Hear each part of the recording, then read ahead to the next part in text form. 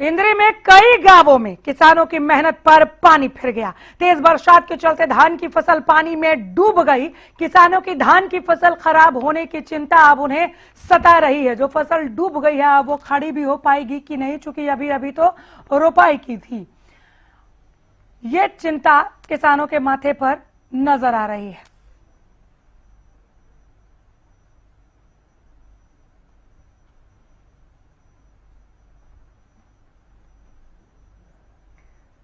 जो तस्वीरें आप देख रहे हैं किसी नदी या तालाब की तस्वीरें नहीं हैं, ये धान के खेत हैं जो पूरी तरह से अब पानी में डूब गए हैं। इतनी तेज बरसात हुई है और आगे भी बारिश को लेकर अलर्ट जारी है कि बारिश होगी। इन तस्वीरों ने किसानों के चेहरे पर चिंता की लकीरें खींच दी हैं। परेशान हैं किसान कि अब उनकी धान की फसल का क्या होगा। कुछ हद तक बारिश धान की फसल के लिए जरूरी और अच्छी मानी जाती है, लेकिन जब फसल पूरी तरह से डूब जाए और खेत नदी में, तालाब में तब्दील हो जाए तो वो सीधे खतरे की घंटी की ओर इशारा और नुकसान की ओर इंगित करती हुई तस्वीरें नजर आती हैं।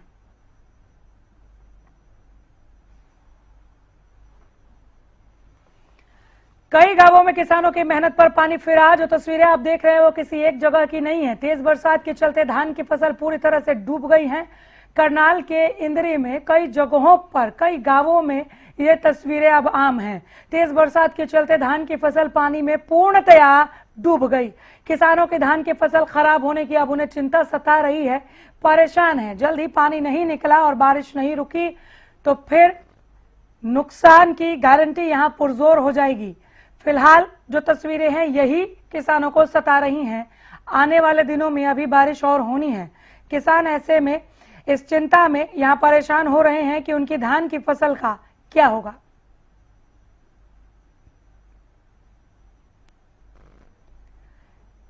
करनाल के इंद्री के कई गांवों की तस्वीर इसी तरह से निकलकर सामने आ रही है, जहां किसान इस बारिश को आफत की बारिश का नाम दे रहे हैं। कह रहे हैं बहुत मेहनत से धान बोई थी, धान की रोपाई अभी करके निपटे थे।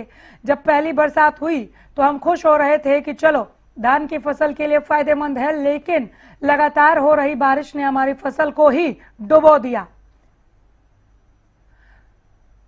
फरीदाबाद का हाल जान लेते हैं राजेंद्र दहिया से। हमारे साथ राजेंद्र दहिया जुड़ गए हैं। बारिश के बाद यहाँ पर क्या आलम है, बेहतर बता पाएंगे। राजेंद्र बताएं। तो खूबाई लेकिन बहुत ज्यादा जल भराव की स्थिति देखने को नहीं मिली है, क्योंकि लगातार जिस तरीके से तमाम जो प्रतिनिधि हैं उनके दावे भी होते रहे और साथ ही प्रशासनिक अधिकारी भी दावे करते रहे। हालांकि कई जगह पर पानी भी भरा, लेकिन ज्यादातर जहां पर पहले पानी भरता था वहां कहीं जल भराव की स्थिति नजर नहीं आई और लगातार प्रशासनिक अधिकारी भी फील्ड में नजर आए। लेकिन वहीं दूसरी तरफ अगर बात करते हैं तो जैसे हाईवे है, हाईवे कहीं ना कहीं हाईवे पर कई जगह पर जल भराव की स्थिति देखने को मिली, जहां पर प्रशासन ने जो सीवर के टैंकर होते हैं उनके द्वारा उस पानी को वहां से निकालने का काम किया। एक तरह से कह सकते हैं कि जो हाईवे हैं वो सीवर के टैंकर के सहारे रेंगते हुए नजर आए, क्योंकि उनसे पानी निकालते रहे। जगह जगह जो जल भराव होता रहा, चाहे सेक्टर 58 की बात करें, सीकरी की बात करें या फिर गुड़ियर चौक की बात करें, इन तमाम जगहों पर टैंकरों से पानी निकलता रहा और वाहन वहां से गुजरते रहे। इसके अलावा साइडों की अगर बात करते हैं तो एक पुल जरूर यहाँ पर धसा है, खेड़ी पुल है जो वो बरसात के कारण धस गया है, जिससे कहीं ना कहीं बड़ा हादसा होने से जो है टला है। और साफ तौर पर कह सकते हैं कि अब की बार बारिश तो आई लेकिन जल भराव की स्थिति उतनी नहीं नजर आई। हालांकि कॉलोनियों में जरूर जो है पानी भरा हुआ नजर आया, वहां पर लोग परेशान होते हुए नजर आए और बरसात के समय पर लोग घरों में कैद से हो गए, क्योंकि बाहर पानी भरा हुआ था और पानी निकलने में करीब 2 से 2.5 घंटे का समय लगता है और उसके बाद वो पानी जब वहां से हटा तभी लोगों ने घर से बाहर जो है निकलना उचित समझा है। जी बहुत शुक्रिया राजेंद्र इस तमाम जानकारी के लिए, धन्यवाद। नजर बनाए रखिए, अपडेट के लिए जरूर लौट कर आएंगे।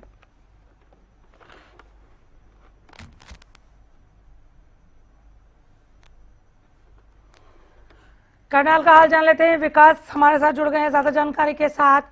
करनाल में मानसून की बरसात के बाद क्या आलम है, विकास बताएं। बिल्कुल अनामिका, मैं आपको जानकारी दूं, करनाल में अल्पविकसित बारिश देखने को मिलेगी, जिसके चलते कई ना विकास आवाज मिल रही है? हेलो हेलो, बिल्कुल आवाज आ विकास, रही है? हेलो, बरसात के बाद किस तरह की तस्वीरें पनपी हैं करनाल में, विस्तार पूर्वक बताएं। हाँ बिल्कुल अनामिका, मैं आपको बता दूं किस तरीके से जुलाई महीने की शुरुआत में करनाल की जनता को बारिश की शुरुआत हुई और कहीं ना कहीं जो भीषण गर्मी का प्रकोप था उससे पूरी तरह से राहत मिलती नजर आई।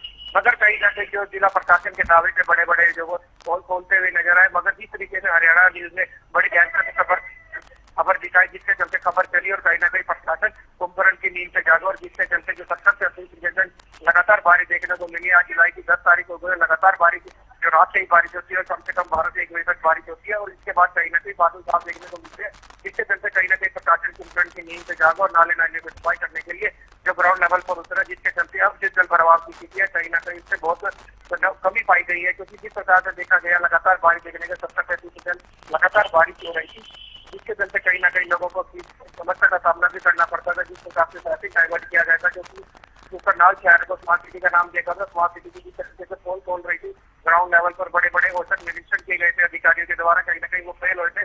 जिस तरीके से यहाँ पर खबर दिखाई गई तो कहीं ना कहीं कुंभकर्ण की नींद से जागा और जिस तरीके से अब नाली और नाली की सफाई होती नजर आई है। चलिए, बहुत अच्छी बात, बहुत शुक्रिया, नजर बनाए रखिए।